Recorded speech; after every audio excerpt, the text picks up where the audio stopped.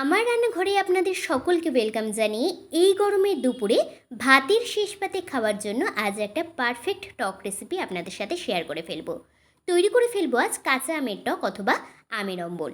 তার জন্য আমি বেশ কয়েকটা কাঁচা আমের খোসা ছাড়িয়ে নিয়ে লম্বালম্বি করে 4 টুকরো করে কেটে লবণ জলে 10 মিনিটের জন্য ভিজিয়ে রেখে দিয়েছিলাম। এই রান্না করতে কিন্তু খুব একটা বেশি উপকরণের প্রয়োজন পড়ে না। লাগে গোটা সর্ষে, একটা শুকনো লঙ্কা, পরিমাণ মতো চিনি আর 1 চামচ মতো সর্ষের তেল। প্রথমেই আমি কড়াই গরম করে নিয়ে 1 চামচ মতো সর্ষের তেল ভালোভাবে গরম করে নিচ্ছি। আর তেল যখনই গরম হয়ে আসবে এর মধ্যে ফোড়নের জন্য দিয়ে দেব 1 চামচ কালো সর্ষে আর একটা ফাটিয়ে নেওয়া শুকনো লঙ্কা। শুকনো লঙ্কা আর কালো সর্ষে খুব ভালোভাবে কিন্তু ভেজে নিতে হবে, মানে যতক্ষণ না এর থেকে একটা পোড়া পোড়া স্মেল আসবে ততক্ষণ ভাজতে থাকবো।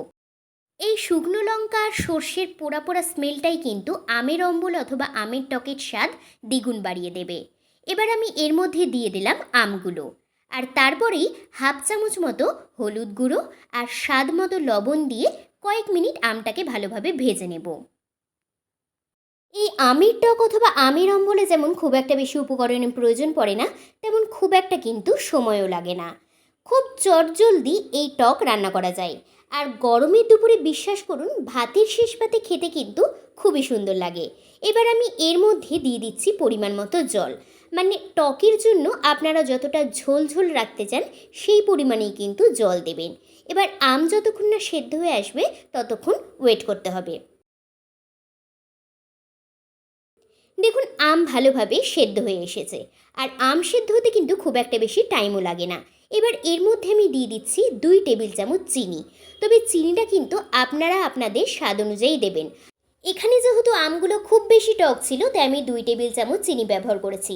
আপনারা কিন্তু চিনিটা নিজেদের স্বাদ অনুযায়ী বাড়িয়ে কমিয়ে নেবেন।